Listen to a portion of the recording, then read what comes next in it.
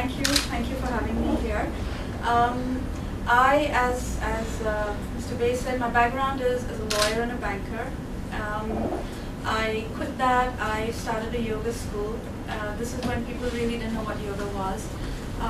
I think my calling always was to do something that impacted positive social change, that connected me back to communities, to people. And I started the yoga school. I closed it down because it was a not-for-profit. It was in Hong Kong. It was by donation only. And I didn't see that very fulfilling in terms of really impacting change. It was, the students were more, it was more, they came for exercise.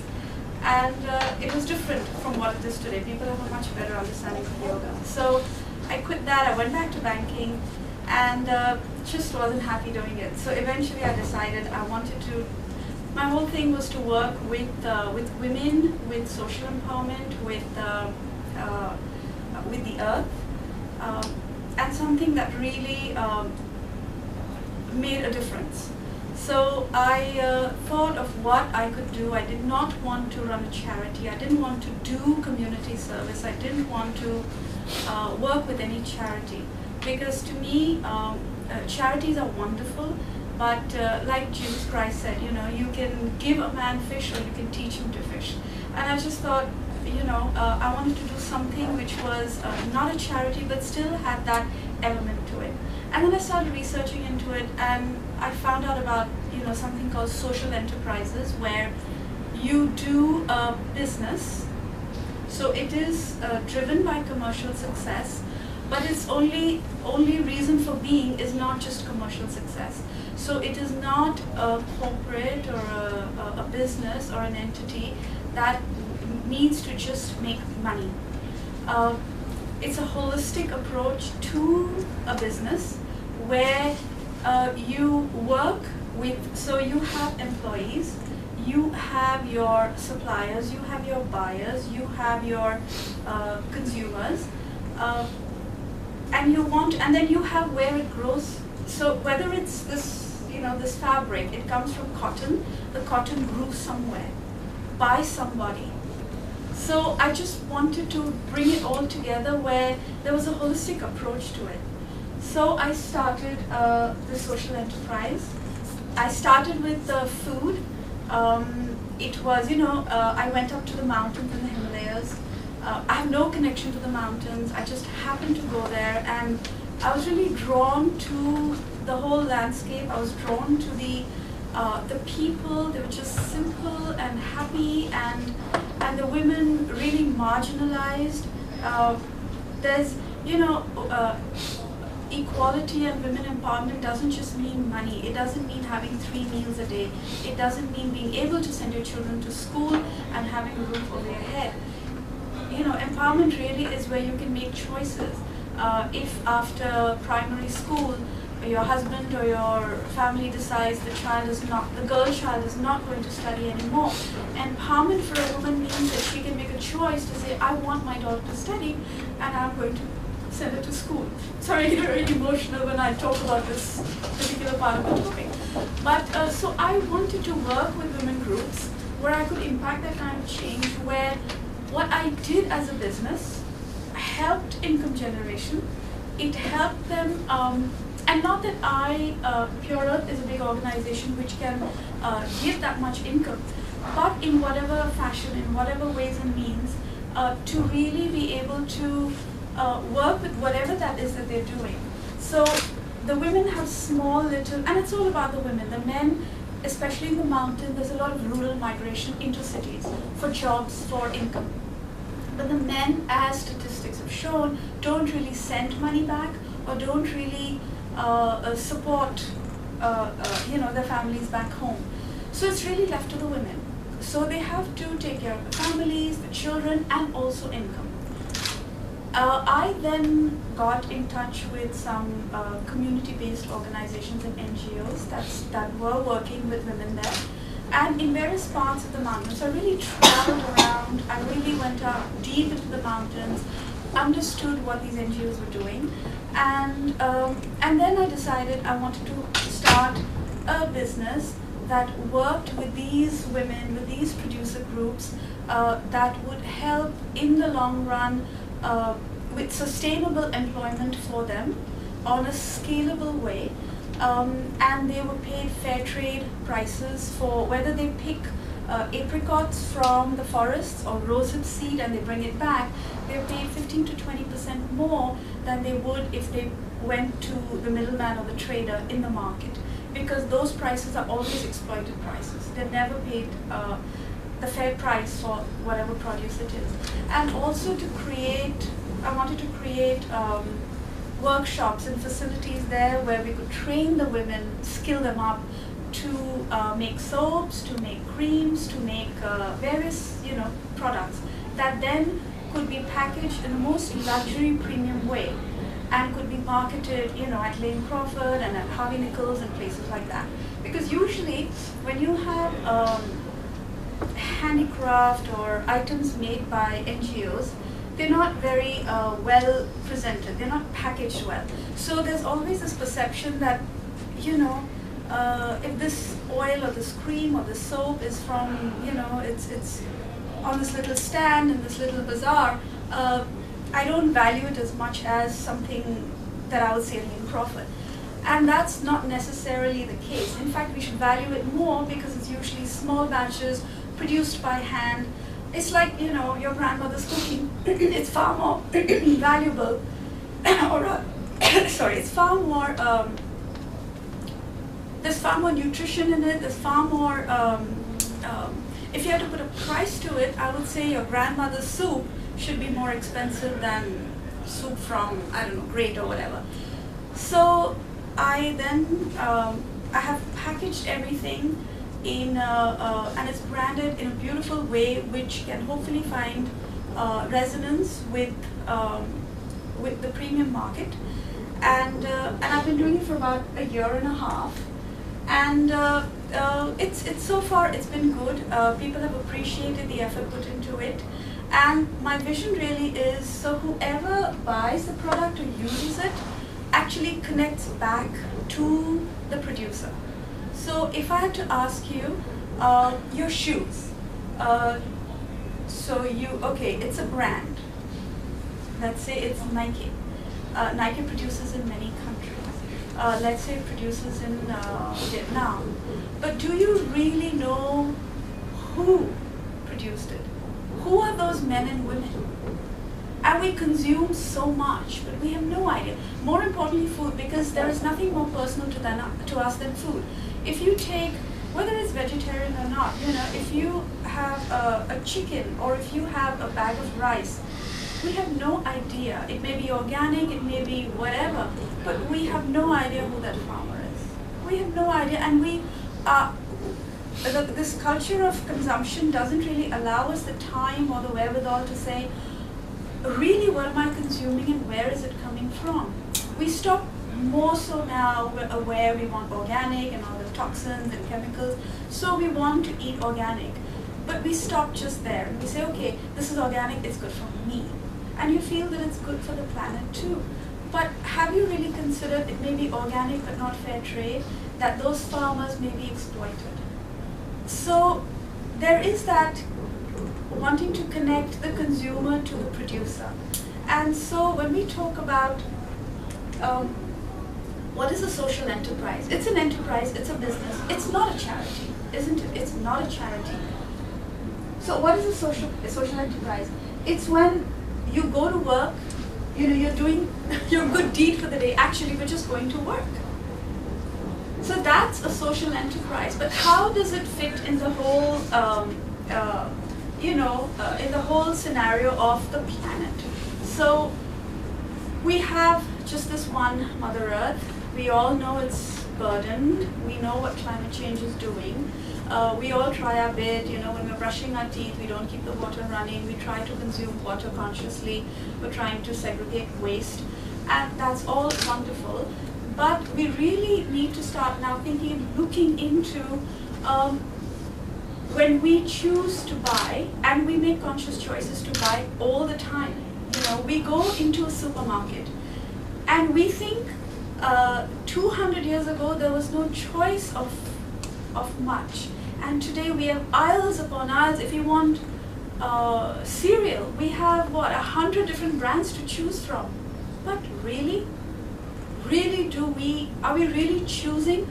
Or have 5 big corporations that control food supply in the world, they are making you choose, they are making the choice for you. Whether it's Tyson, whether it's called, what's it, I don't know those brands. It all sounds wonderful, green, garden burgers and green something, but it's all one brand, Tyson.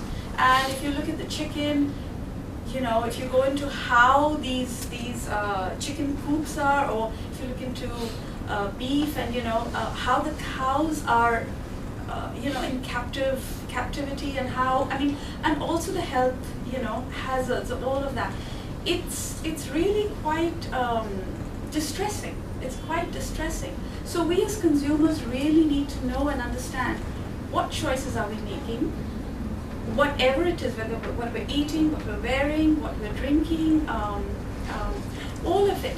What choices are we making, and are we really connecting back to where it's coming from? You have in Italy the slow food movement. I don't know if you're aware of it. Slow food. So in Italy, you won't see McDonald's. You won't see all these neon signs, there's a McDonald's, and they want to move to this culture of slow food. So, food is important to us. We are what we eat. And yet, we're working to basically to eat, other than, yes, living and a roof over our head and providing for our children and the education. But food is very important to us. And if you really think about it, how do we eat? And we're not really focused on our food. So in Italy, there's this whole culture of conscious, slow movement. So you eat slowly. Really, you eat slowly, and you have a glass of wine, and you really focus on your food when you're eating. And this whole thing about fast food. So the whole more so in, I don't know if it's more so in America, but certainly, just as a speaking for myself, if I go to the States, I find there's more of that. You go to a supermarket and you pick up your frozen meals, and you come and you stick it in the oven or the microwave and you eat it. So that's really not how we should be living. So it really goes back to, when you talk about a social enterprise really is, it's the whole, what's the purpose of the social enterprise? You have, yes, there needs to be profit, because not everything can be run as a charity. So you need to have profit. That's a given. But is profit the only driving factor? No. A social enterprise doesn't run on those principles. So you have the people. People are important. You have profit, that's important. That's one integral element. You have the people. That's another integral element. And then you have the planet. Because for all the profit in the world, when doomsday scenarios come, then the profit is going to mean nothing to us. If the planet, with climate change and with, the way, tsunamis are happening, and the way all these cyclones and these typhoons are happening. So the planet, the profit, and the people, us. It's really us. Whether we bought shares into some companies, or whether we run our own businesses, or whether we work salaried employees, we are the people, and we can make a conscious choice. And the three interlink. The social enterprise, the business, has to be viable. It has to be sustainable.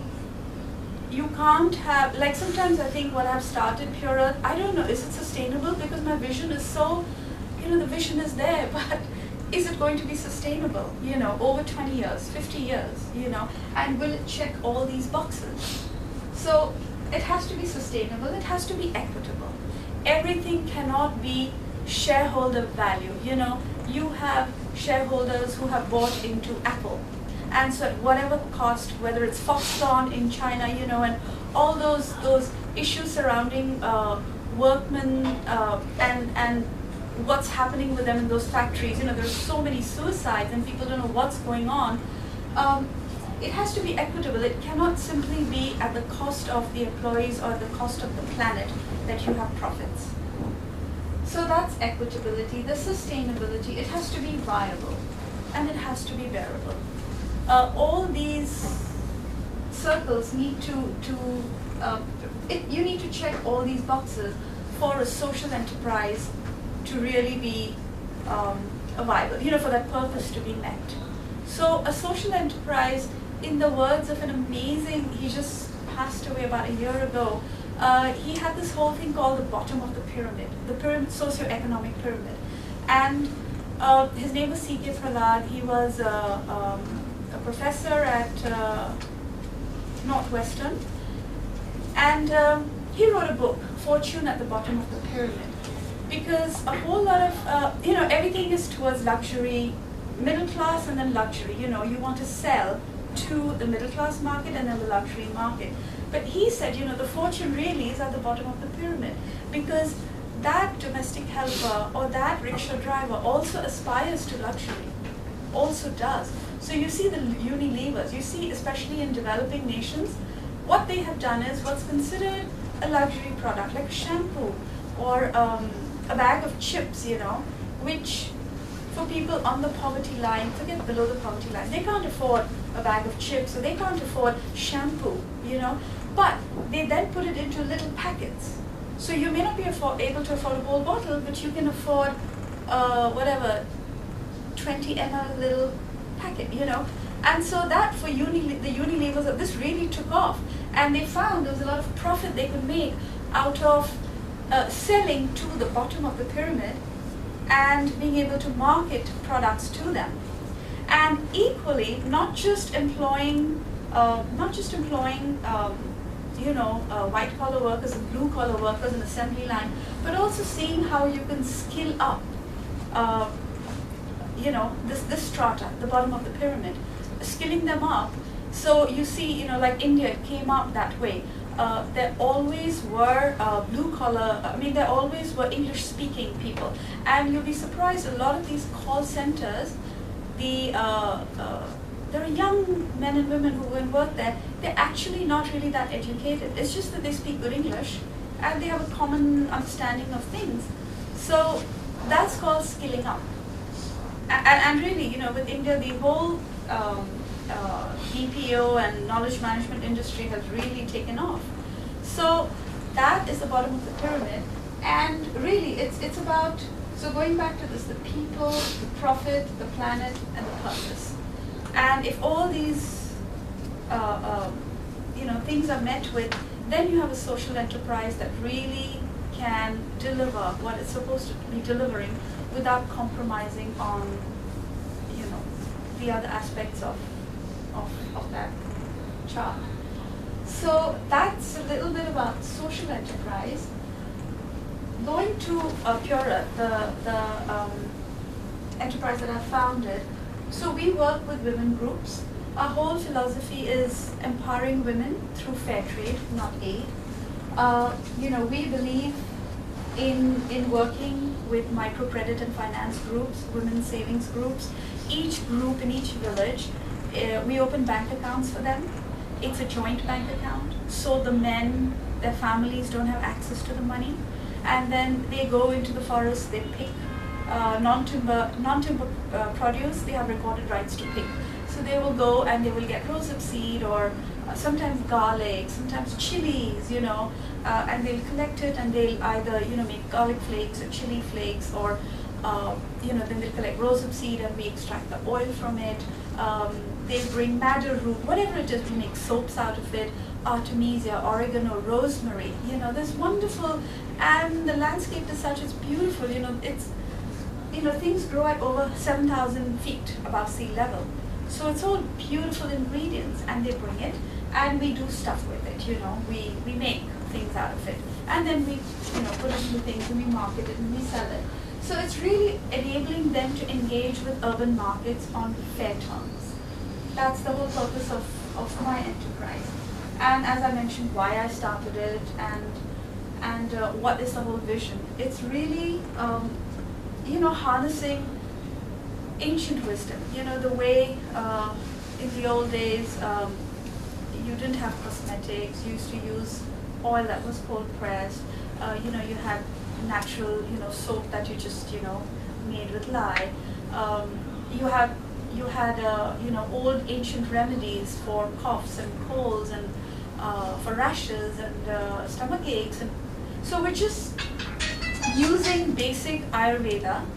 I don't know if many of you are familiar with Ayurveda. It's just like TCM, Chinese medicine. It is an ancient Indian system of science and living, and so it's based on that, ancient wisdom, but presented for the modern world in a modern way. Just simple remedies, which are not processed. You have apricot oil, you have peach oil, you have soaps, you have rose water, things like that. No fancy ingredients, no fancy technology involved in it. So this is the way we work with the women. And our ingredients, as I mentioned, they grew up in the pristine Himalayan mountains. We don't use any synthetics or anything. It really is adhering to the purity with least processing, and so that the consumers have a choice of not having to use processed or chemical-based products. Products that are not just good for you, good for the planet, but where you really, by buying the product, you really say, okay, you know what, somewhere, and I am coming up with a video, of the women and how they make it and who they are. So when you buy it, and hopefully you come to the website and you see that 1 minute clip, somehow you feel, okay, you know what I'm using, I know the face of the women who made it. And I think that's a wonderful thing. That's a wonderful thing, to be able to connect back. To be able to connect back to where the things grew, where did it grow, who made it, and how they made it. So that's how we, and that's Ayurveda. That's not the sort of focus of this topic, but Ayurveda, that it's all based on Ayurveda. And those are our products, which is not again part of our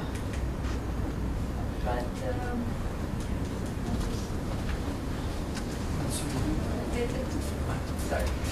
So that's basically in a nutshell the whole purpose of our social enterprise.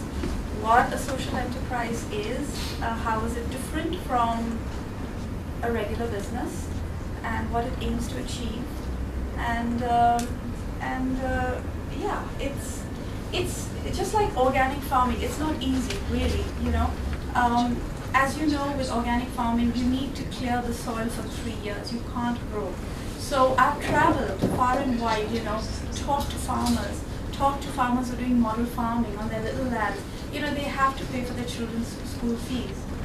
Farmers generally aren't very well to do.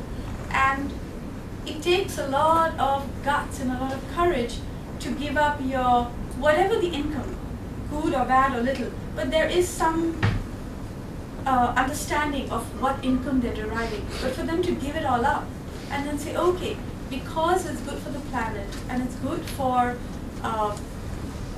even my children, you end up having 3 years of that land, nothing's growing on it. You get a small subsidy or a grant, and then you start growing.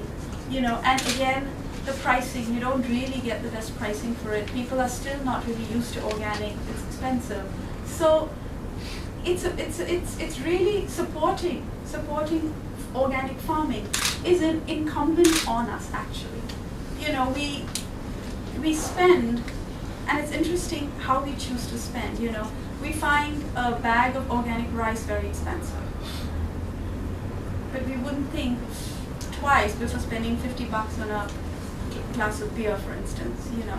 So it's just the choices we make on what we want to spend on.